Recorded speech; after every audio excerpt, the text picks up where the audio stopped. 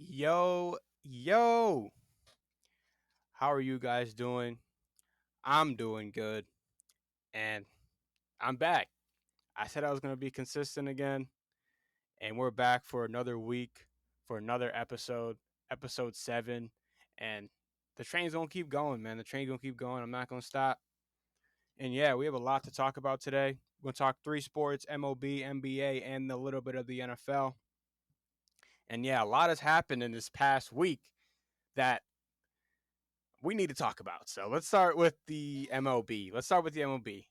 And man, the freshest story off the MLB is the World Baseball Classic. And I talked about it last episode. I talked about how exciting it was and how refreshing it is to watch and the great matchups we're going to see, great players matching up. And we got all of that in the last three games of the entire World Baseball Classic. And man, it was so action packed.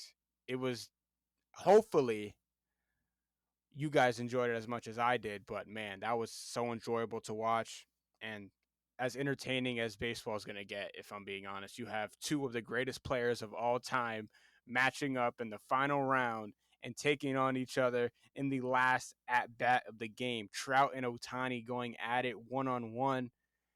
There was nothing like it, and I don't think you can ever replicate that. And being able to watch history like that was something I'm definitely going to take with me for a very long time. And yeah, that was really exciting, really enjoyable, and just a great experience altogether. And my guy Trey Turner, man, I love Trey Turner. He had an amazing finish to that entire tournament. And yeah, it was just really nice to see in general watching all those games. And I was glued to my screen. I couldn't take my eyes off it. So I big props to the MLB for that. And I can't wait. I think they're doing it again in 2026 if I'm not mistaken. And yeah, I really cannot wait for that. And yeah, I can't stress that enough how enjoyable of an experience that was to watch and see live altogether. But yeah, man, let's get right into the MLB season, man. We're officially 1 week away from opening day. And Jesus, man, it felt like forever. But baseball is officially back. No more spring training. I've been watching it. I've been watching the Blue Jays. I watched a little bit of the Reds. But yeah, I've been watching the Blue Jays, my guys, and a little bit of my guys out there in Cincinnati. But yeah, I'm really excited for this season, man. Really excited for this season. The Blue Jays are pretty much, for the most part, healthy going into this season. Vlad had a little knee injury, but he's back. He hit a home run the game he came back from that knee injury, so he's good. Bo Bichette's hitting well.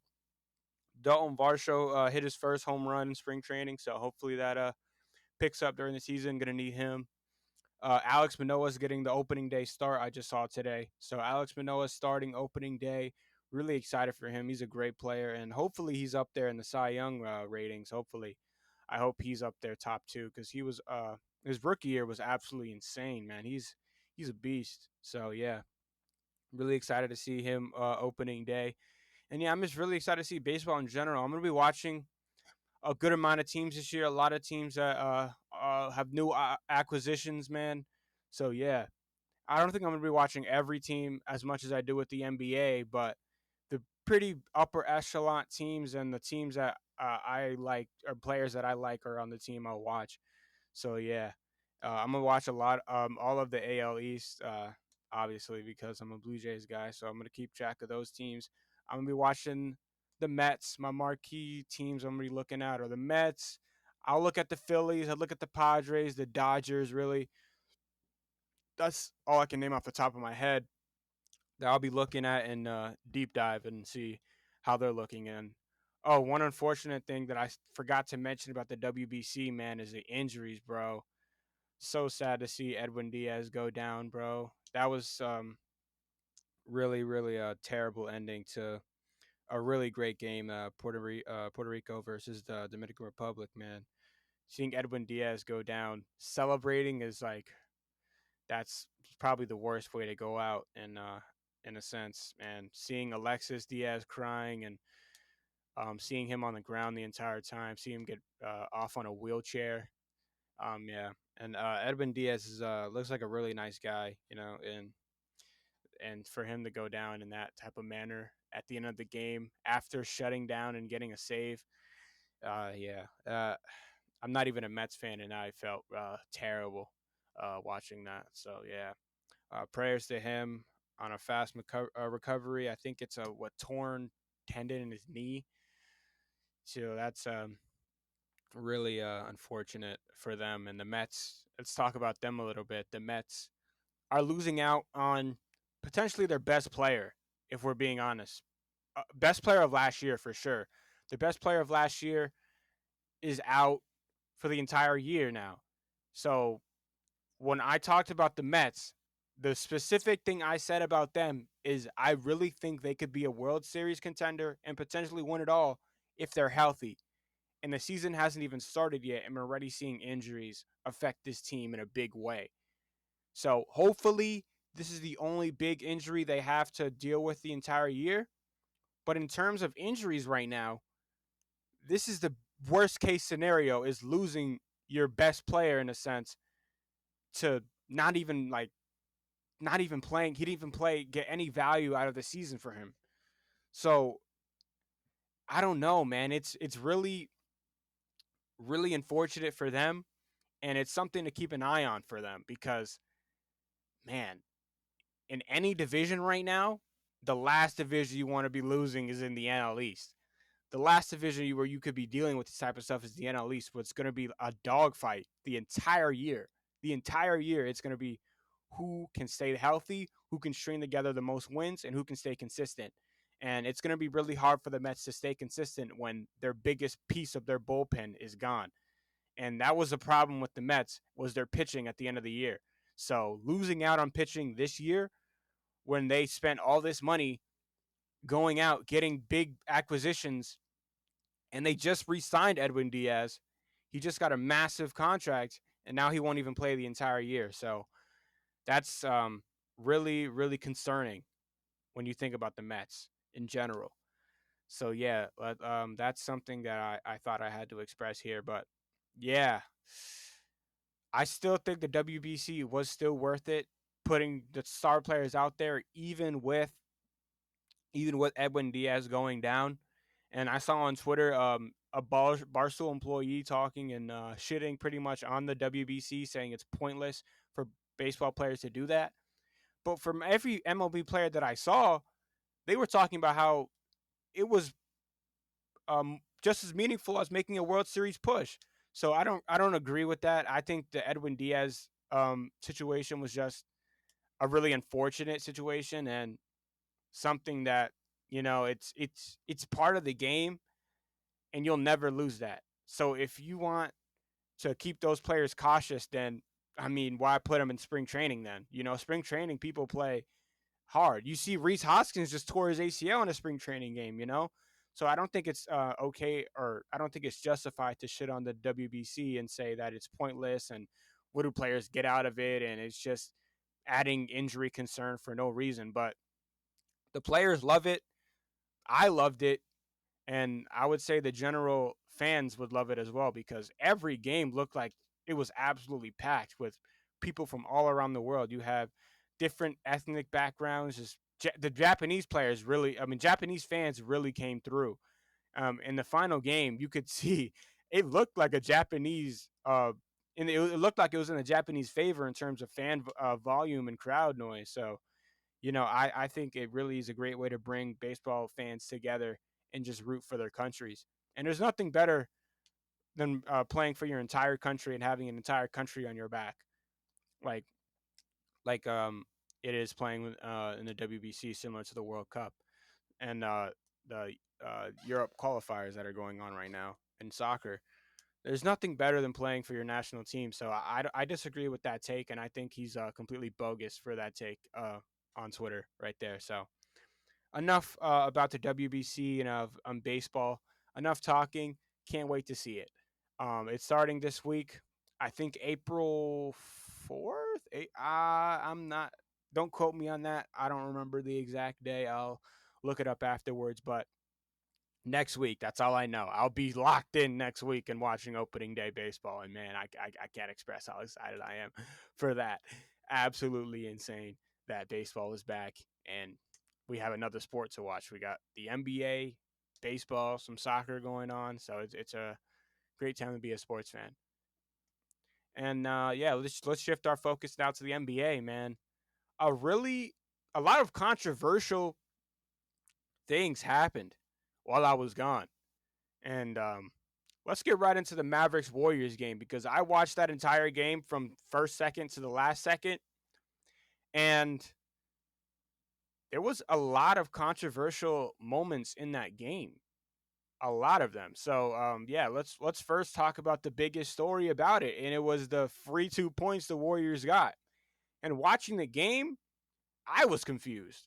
I was 100% confused because you saw the entire Warriors team on the same time on the same side or on the other side of the court.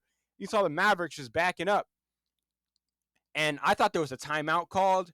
There was not. So the ref just handed the Warriors the ball, and they got a free 2 points. And the Mavericks ended up losing by 2 points. And Mark Cuban, after the game, uh, pretty much said he's going to appeal the game and say that they were wrongfully, I'm putting air quotes on this, cheated and lost the game because of those 2 points. And if you watch the game from cover to cover, that's not the reason why they lost. That is not the reason why they lost. I'll be honest, that was not the reason why they lost. Those dudes could not rebound to save their life. They couldn't rebound and they couldn't defend the guards. And they could not defend Curry. Curry didn't go absolute crazy in terms of scoring, but he was so impactful on getting everyone involved.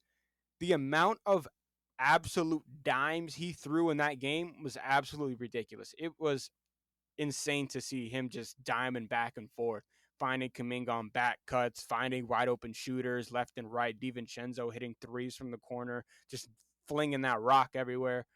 And then he would knock down an occasional three left and right. I mean, it looked like the Mavericks just didn't come to play. And a game that is so huge. That game was huge in terms of standings, as those dudes are literally fighting for the same spot in the playoffs.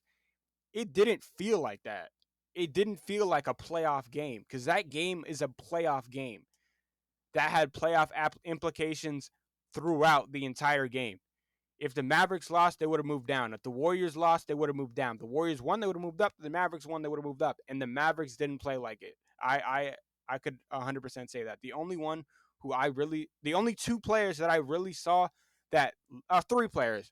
I'll give three players their A plus, their checks on the box score. Their checks. Luka Doncic, Jaden Hardy, and Reggie Bullock. Those three were the only ones who played at a consistent level and were trustworthy in terms of their play. And I talked about Jaden Hardy a couple of weeks ago. I knew watching preseason, Jaden Hardy's a bucket. He's an absolute bucket. He's a bucket getter. I'm really excited to see his career go to fruition and see how he develops in the future. But his game is absolutely satisfying to watch. He's knocked down from three. He can get to the rim as a small guy. He can hit the pull-up J. He has a really nice one-on-one game. I really, really think that he has potential to be one of the best all-around scorers in the NBA in the next couple of years. I really like his game. I saw it in the preseason. I saw him in workouts. I saw him play against Luka one-on-one, and he really has it. He has it in terms of a actual scorer on the in three levels, from the mid range, from getting to the rim and hitting the three. I really like what he can bring to that Mavericks team going forward. But in terms of their defense, it was absolutely atrocious. Absolutely atrocious. I really think what is Jason Kidd doing at times? Like, some of the lineups that the Warriors would go on runs with this small ass lineup they would throw out, and Looney would just be snagging on them. Like, the small ball lineup just doesn't fit the Mavericks, in my opinion. And I get it. They don't have a consistent center. But Christian Wood was playing great basketball at one point, and they just didn't give him the ball at all. Like, give him some post looks. They didn't give him any post looks in the second half, and it was absolutely detrimental for them. It really, in my opinion, lost them the game. because they turned him into a 3-point shooter in the second half and went away from what was working. The Mavericks were cooking the Warriors in the first quarter in terms of in the paint, and they just didn't do it for the rest of the game. And that, in my opinion, is what lost them the game. And it was really unfortunate to see because I really thought this game would really be a classic. I said before the game, I told my boys, this game was going to be a classic, and it wasn't. And we did get a classic idiotic moment, but you can't blame the refs. You can't blame the refs for that loss. Blame yourselves. And I'm the never one to I'm never one to give the refs 100% a hard time, but the refs, they do deserve some fallback at times. Like that Lakers Celtics game, that was 100% on the refs. But in terms of this game, you can't blame the refs on this one. This one's on the Mavericks. And I don't think they win this appeal. And I think it's really childish that Mark Cuban went out and called out the officiating and called out that for that loss. And I get it. I get it. It was a really terrible mistake on the refs. But saying that's the reason why you lost is completely being unaware of the situation. And you guys didn't show up in a way that you deserve to win that. So enough on that game. Um, let's talk about the West standings in general. Currently there are games going on right now, so as of right now, I'm not gonna talk about the standings in a sense that this is here. I'm gonna say what I think is gonna happen. I think the Warriors are gonna get that last playoff spot that the Mavericks and them are fighting for. The Mavericks, them, Lakers, what else? Thunder. I think the Warriors are gonna snag that spot. So yeah. I think the Warriors are going to snag the 6th seed, and I think the Mavericks are going to be in the play-in. I think the Thunder are going to be in the play-in. I think the Pelicans drop out because Zion's not playing for another 2 weeks. So I think the Pelicans drop out. So I think I think the Lakers snag that spot. So I think it's going to be interesting. This playoff is really interesting because you I don't think anyone in the West as of right now are finals favorites, are the favorites to win the championship, like the ultimate favorites that are going to win it. I think all three of them are in the East. I think the Bucks, Celtics, and Sixers have a better shot than the Nuggets, Grizzlies, Suns, Kings, Clippers, Warriors. I think all those three teams, the Celtics, Sixers, and the Bucks, all have a better shot of winning it all. I think the East is a lot more competitive in terms of the top teams. And that could just me being, I don't know, me being a little biased, I don't, for a sense, but I don't think the Western Conference teams have what it takes to win it because the Nuggets don't look as good as they did in the beginning of the season when they got really hot at home. I don't think they really have looked as good as they did. The Suns just can't stay healthy. I know KD's coming back this week, but that team hasn't played together enough for me. The Grizzlies they're iffy. Sometimes they play like one of the best in the league, and then other times they drop games to teams that are ass. So, and the Warriors, their defense is just not as good as it was last year. And if Wiggins doesn't come back, then they have no shot against the Celtics again if they were to meet again. But yeah, I don't see the Western Conference teams as the top dogs in terms of the championship favorites. I just don't see it. And maybe I'm wrong. Maybe I'm wrong, but I just don't see it in terms of the film that I've watched on all those teams. I really don't see it. And I really think the Bucks are the best team in the league. And when I saw them firsthand playing, when I rewatched their games, man, they there's not too many flaws in that roster. They have a really good back line with Brook Lopez and Giannis is very switchable. You have a great front line in Drew Holiday, and like really like Pat Connaughton, really great role player, and you know what you're gonna get from Giannis in the playoffs. So they have nothing that really is a flaw in terms of their team. So I don't I think they're the favorites right now, and I don't think any team right now is going to beat them from what I've seen. Yeah, but it's the NBA playoffs, man. You could never predict it. You could never predict it in a sense. So yeah, I don't know, but from what I've seen, I think the Bucks got it. I think the Bucks got it, and that's might be a hot take, but that's a take I will stand on and I will die on. I think as of right now, the Bucks are the best team in the NBA, and they are on record, but the record don't mean nothing right now. They're the best team in the NBA. The eye test is what really matters, but they're the best team in the NBA to me, and I think they're going all the way. And yeah, I will stand on that. But another thing about the NBA is I said this last episode, and I'm gonna continue to do it. The clown of episode 7 is Mario Chalmers, man. Let's go over this quote from Mario Chalmers here. Mario Chalmers went on a podcast himself and said this quote for quote. He said he said that LeBron in terms of his career, LeBron has never been feared. Nobody fears him ever in their life playing against LeBron James. And man, I think this is one of the most false statements I have ever heard in my life. Me, I'm a Raptors fan. And I'm going to be honest, in terms of the NBA world, I did not want to play LeBron any chance we got. I never wanted to play fucking LeBron. Ever. And when it happened, he showed me why I never want to play LeBron. And I could definitely see the Raptors players were fucking scared of LeBron. They never went after LeBron. They never talked shit to LeBron. There was never shit talk ever. It was just him dogging us every time. And I could tell the frustration. Do you know how frustrated Masai Ujiri was that he had to trade the cornerstone of the Raptors team? You're telling me that wasn't fear from LeBron? You're telling me he didn't split up. He split up the core just cause, or just cause. No, he did that because we couldn't get over LeBron, and I think that feared us and was like, dude, we need to do something because this dude is tearing our ass up every year, every year. We were the 1 seed in the East and got our shit fucked by LeBron. So I disagree with that 100%. And I think that was some dumbass shit. You're telling me in 2012, 2013, not one player feared LeBron James. One of the most dominant years in NBA history. And you're telling me nobody feared him?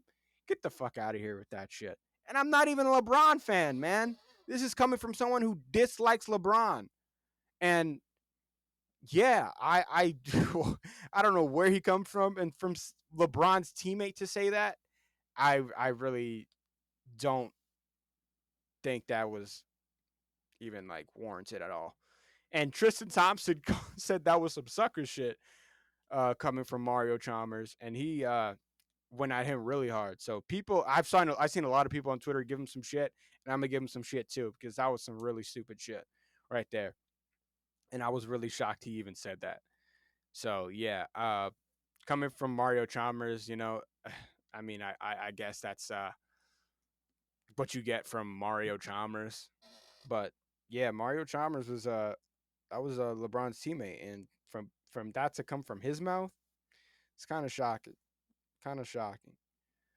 But yeah, I completely disagree with that take, and I just seeing watching the Raptors games from the years we had to go against LeBron in the East, it was definitely completely and utterly false, completely and utterly false. And yeah, but bro, yeah, that was some dumbass shit. But let's have a little. Let's stop being a little harp on let's have some fun, man. I generally want to hear you guys' opinion on this topic here.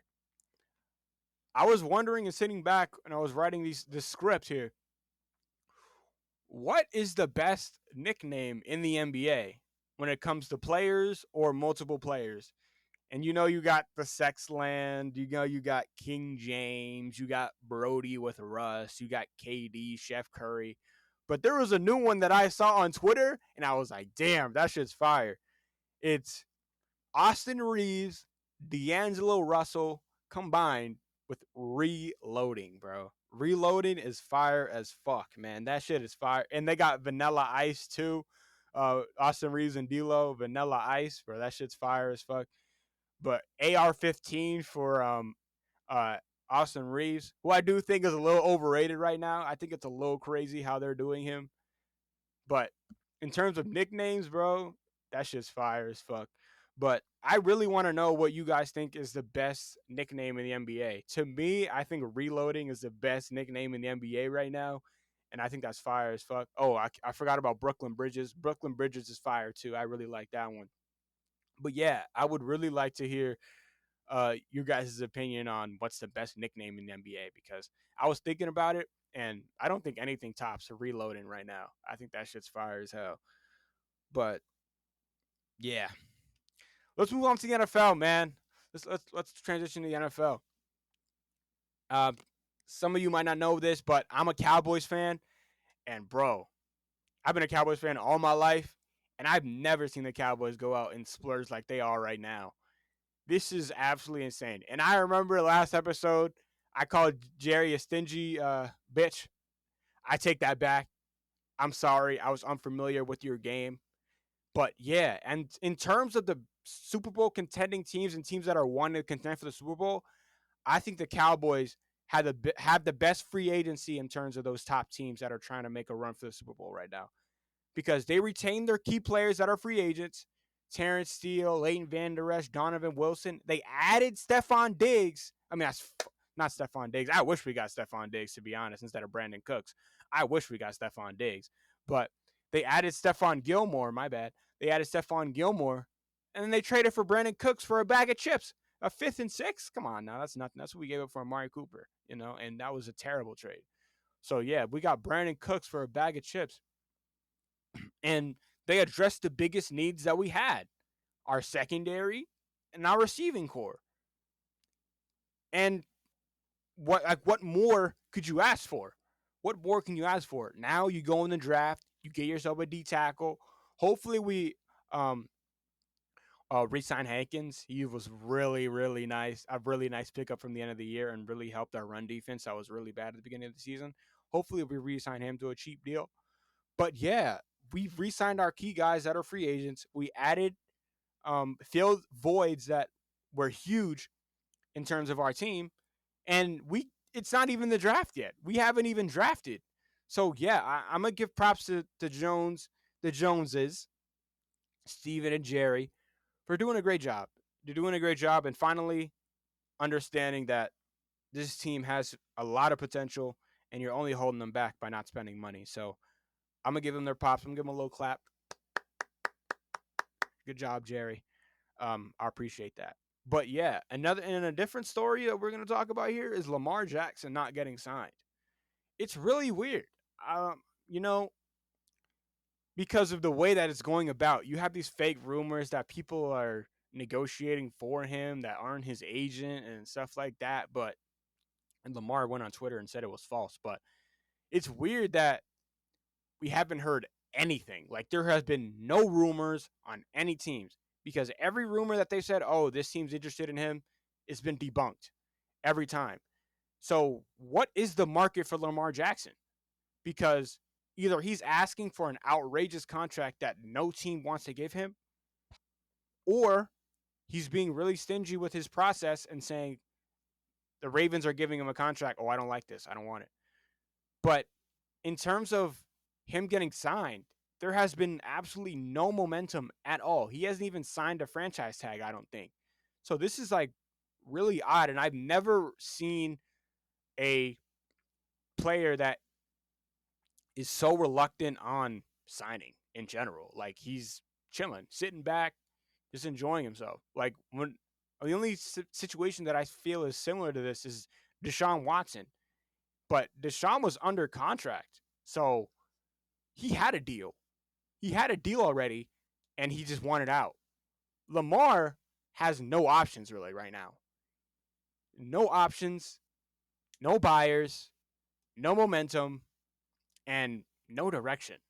Like, I don't know where he's going to go. And honestly, the best case scenario for him is just going back to the Ravens, because it looks like none of the teams are going to give him what he wants, and that's a max deal with a whole bunch of guaranteed money. And in terms of quarterbacks right now, the biggest problem with QB deals right now is the guaranteed money. And someone who's coming off injury, you're not going to get as much guaranteed money as you think you would. And I get it. He's an MVP or former MVP, and he's played at a high level before. But he's coming off a season where he looked really good in the beginning part, but then got injured and we didn't see him again. So I think that's really unfortunate for him that happened in a contract year, and I think he's overvaluing the injury history and just the market in general for himself. And I think that's really hurting his chances at getting a contract with any team, so to speak. And yeah, it's just a really odd situation that every time we hear something about Lamar Jackson, it's either debunked by him or debunked by another source. And in terms of that, I don't know, memo that went out to teams saying about the other guy negotiating for him, he completely went on Twitter and said, no, that's completely false, not true at all. And then he like posts some subliminal messages like, oh, just laughing and stuff like that. And it's just really odd. It is really odd. It's not something that I've never seen before in terms of a quarterback deal. Yeah, it's always been just I want out, and yeah, just send me to the team I want, and yeah, I'll sign the franchise tag and then trade me. But in terms of Lamar, he hasn't even. I don't think he's even signed it, and there's been no pickup on what Lamar's going to do. So yeah, it's really odd, and it's something I've never seen before. But yeah, that's pretty much all I have for this episode. It's a little short one, but yeah, and I have fun talking about the topics we had here. I'm gonna be watching some basketball this weekend. I'm watching some boxing this weekend. My predictions of Benavidez knockout and the undercard for the Benavidez fight is really good too. I would definitely recommend checking that card out and watching the fights this weekend, this Saturday. But yeah, that's all I got. It was great being on here. I'm happy to be back consistently pumping out episodes. And yeah, it's only going to get better. Come up is up, man. The come up is here. Yeah. And I appreciate you guys for listening. Like and subscribe to the channel. Leave a comment. Um, and yeah, thank you guys. Have yourself a damn good one. And I'm out.